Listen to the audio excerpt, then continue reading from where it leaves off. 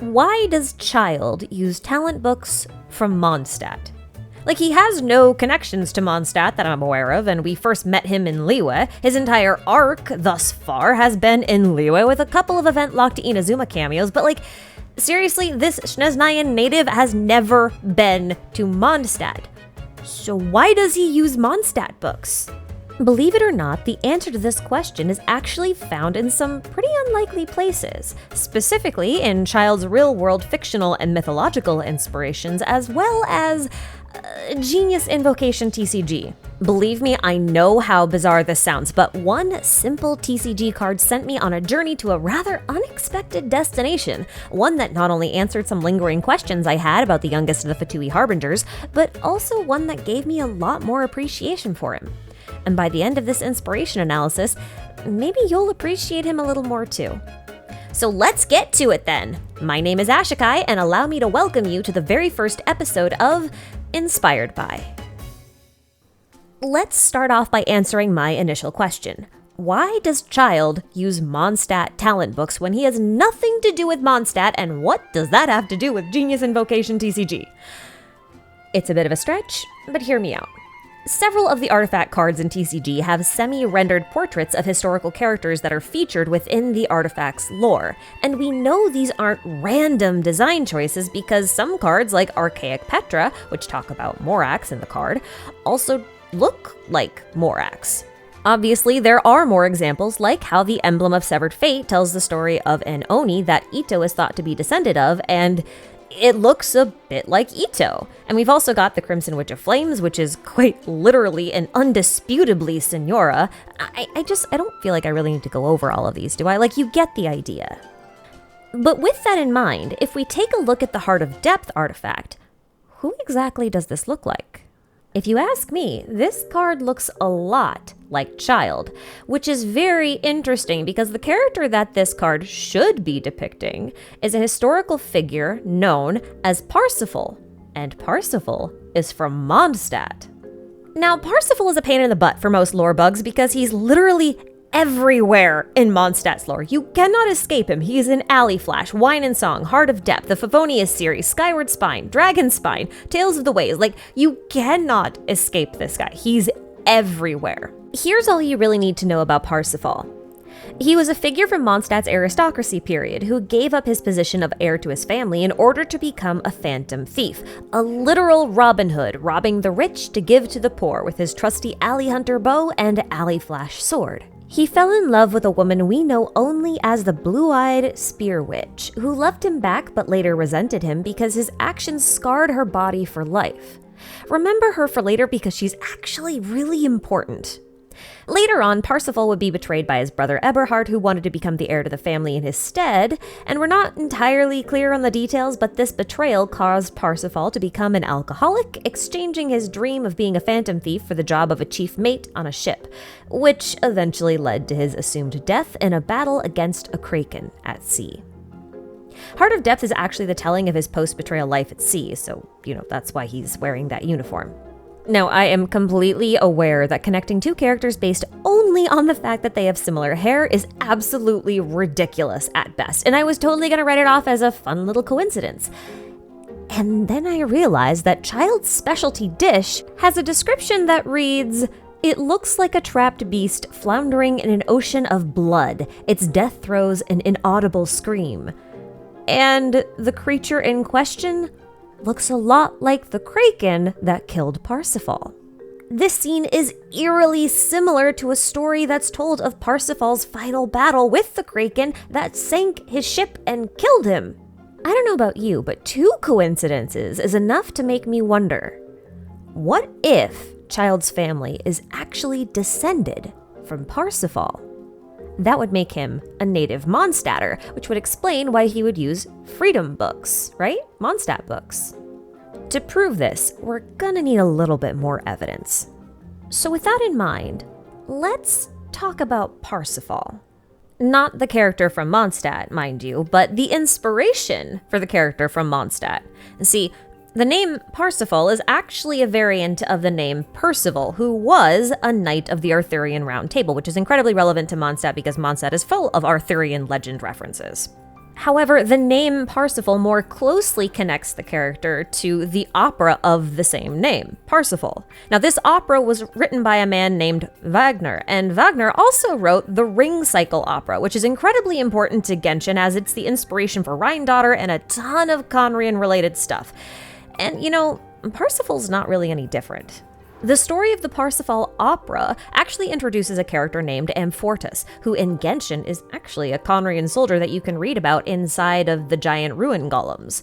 But in the opera, Amfortas is the Fisher King, also known as someone who protects the Holy Grail. The Arthurian legends and the Holy Grail are important to Genshin for a lot of reasons, which I go into a lot more detail on in these two videos. However, the details surrounding why it's important isn't all that relevant to Childe. All you really need to know is that Mondstadt is very Arthurian legend inspired, and this, coupled with the Conrian ties that are rooted in the work of Wagner and Rhine then connection to Conria, Wagner, and the Hexenzirkel, which is also Mondstadt affiliated, you can start to see why the story and character of Parsifal, which was an opera written by Wagner, might be a bit more important than it would appear to be at first blush. But how does Parsifal then relate to Childe? Well, fun fact. Parsifal in the opera is called the Fool, which should immediately raise some eyebrows among Fatui fans since Fatui literally means fools. But in addition to this, the Commedia character Tartaglia belongs to the archetype known as the Zani, a name which means clownish, wacky, or foolish. And sure, I submit that the Zani also included the likes of Arlecchino, Puccinella, Piero, and Scaramouche, but none of them look like Parsifal. And if that's not enough for you, note that in the opera, Parsifal is closely tied to a magic holy spear, and one variant of his name, Peridor, quite literally means spear. Genshin's Parsifal, however, used a bow and a sword.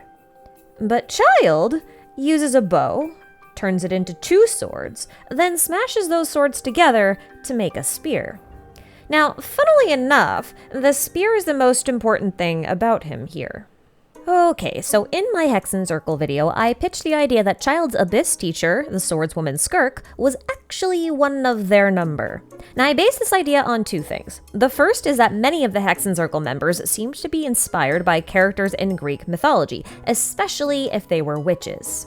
I then suggested that Skirk may therefore be Circe, because Kirky is how you would kind of pronounce Circe in Greek, because C's and K's are somewhat interchangeable.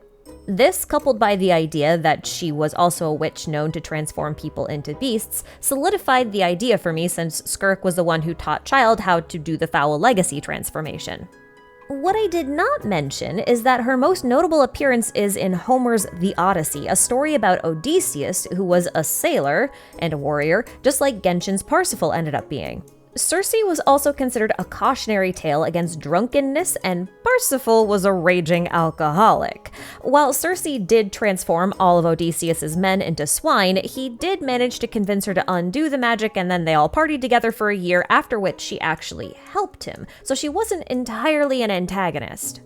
Childe's primary connection to Greek mythology comes from his real name, which is Ajax, and based on the fact that his little brother is named Teucer, we can therefore deduce that he's based specifically on Ajax the Great, the second strongest hero to fight in the Trojan War alongside the likes of Achilles and Odysseus. And fun fact, Ajax the Great got stabbed during this war by Poseidon's spear, and that made him stronger. So the operatic Parsifal had a magic spear, his other name, Peridor, also meant spear, and then Ajax the Great was stabbed by Poseidon's magic ocean spear, and Childe is a Hydro unit that has a spear. This means nothing until we look at Skirk's second most likely inspiration, which is based on her relationship with Childe, and that inspiration comes in the form of the warrior woman known as Scathach. Scathach was the martial teacher of Cu Chulainn, one of the strongest warriors ever to exist in Irish folklore. It was prophesied early on that Cu Chulainn would accomplish really great things, but live an incredibly short life. And boy, did that sure end up being true. Cu Chulainn was a beast on the battlefield, quite literally. He actually had a transformation ability that, well, it just kind of made him into a monster. Some say one of his eyes would pop out of his head and that he'd triple in size, that his skin would turn red and that blood would shoot from his forehead, or that his organs would be on the outside of his skin. It was basically just a berserker mode that was unique to him, and I can't find any source that says he was taught how to use it, he just had it naturally. Either way, this transformation ability is basically a perfect parallel for Childe's foul legacy transformation, especially the whole one-eye thing. Now, when he was still very young, Cu Chulainn was taken in by the legendary warrior woman that we've already established is Scathach. She trained him in the martial arts and eventually gifted him a spear known as the Gay Bolg. This spear is incredibly important because Cu Chulainn was the only one she ever taught how to use it. It was unique to him. Now, the Gay Bolg is described as a hooked spear, and hey, look at that! You see Childe's spear here? It's hooked. Like a harpoon. It's an ocean spear. And if you look closer at its unique design, you might notice that it's eerily similar in style to the stone weapons littered around Enkanomiya, which was a civilization based on ancient Greece.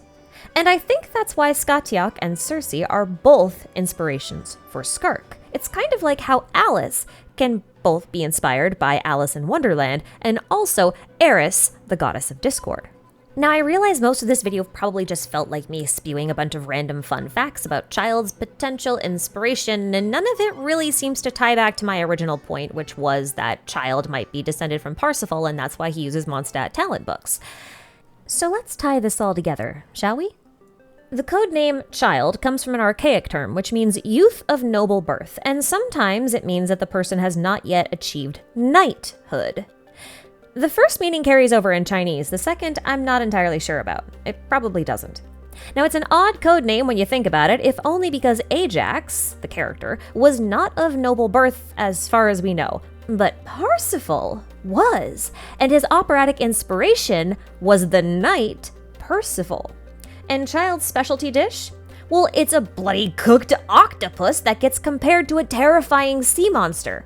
You know, like the Kraken that Parsifal presumably died fighting. And you remember that blue-eyed woman that Parsifal fell in love with and who loved him back but later resented him? Yeah, she's called a witch several times. In fact, she's called the Blue-Eyed Spear Witch. Now, Skirk as Circe is a witch. Skirk as Scathach gives her student the Gay Bolg spear. The Blue-Eyed Spear Witch is known for crafting the crescent pike, and it, like the Gay Bolg, functioned like a javelin, like a harpoon. And this witch who loved Parsifal took on his brother as her disciple and trained him, only for him to kill her. And you know, she may have been said to be dead, but her eyes are explicitly said to be blue, like Childe's. And Childe looks a lot like the portrait of Parsifal, who also has that short, fluffy, red hair. So what if the blue-eyed spear witch, who knew magic, didn't actually die? What if she knew enough magic to revive herself, or to be revived by a friend? It's not as if we don't have a story that's kind of like that was suspected to have been written by Anders' daughter, a member of the Hexenzirkel, of which the blue-eyed spear witch may have been a member. This book is called Hex and Hound, and it tells the story of a witch with blue eyes and blonde hair who lived in Mondstadt during the era of aristocracy, just like Parsifal. This witch knew light magic, powerful enough to resurrect the dead, and she shared a body with her sister, who also knew this spell. In fact, it's revealed in Volume 9 that this blue-eyed witch, named Magdalene, is already dead. She had been revived by her sister, not Frigga. And she reveals this to a man of noble birth whom she had earlier turned into a hound, and who would later travel alongside her. Now, it's worth pointing out that Cu Chulainn's name was not originally Cu Chulainn, it was Setanta. He only got the name Cu Chulainn because he killed the guard hound of the blacksmith named Cullen.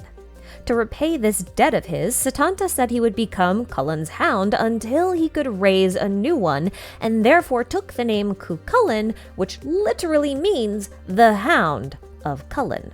And seeing as most of the fictional books in Genshin, especially the ones written by Anders' daughter and the rest of the Hexenzirkel, are meant to be more allegorical in nature in order to resist Irminsul tampering, It's therefore possible that Hex and Hound might be a story loosely related to the story of Scathach, the spear-wielding warrior woman who raised a boy named after a hound. That would make Scathach, Skirk, and Childe Cu Chulainn, but it also implies that Skirk might have been descended from, or actually been, Parsifal's lover, the blue-eyed spear witch. Which means it's entirely possible that Childe is, in some ways, a son of a witch, and the descendant of Parsifal, and might have been taught how to fight in the abyss by his ancestor. I just think that's neat. And that concludes today's episode. So, what did you guys think of the new format? Do you like these mini deep dives into the inspirations of Childe and other characters? If you did, be sure to let me know. You guys have expressed a great interest in some of my past character analyses videos, so I thought it was high time I started to make some more.